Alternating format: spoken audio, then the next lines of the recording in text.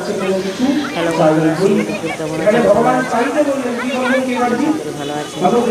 আমাদের গ্রামে রামনবমী হচ্ছে। নদিনের রাম কথা হচ্ছে। আমরা গেছিলাম, ওখানে ভিডিওটা করেছি। প্রত্যেক বছর আমাদের এখানে ভাগবত পয়সা হচ্ছে রাম কথা। ঠিক আছে, নদিনের হচ্ছে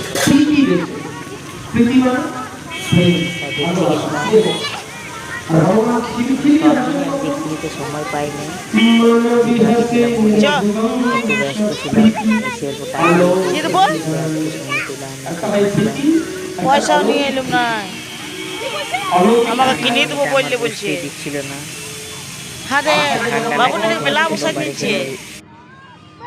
সেটা আপনি গ্রহণ করছেন। এটা হলো প্রীতি, ভগবান আপনাকে প্রীতি করে।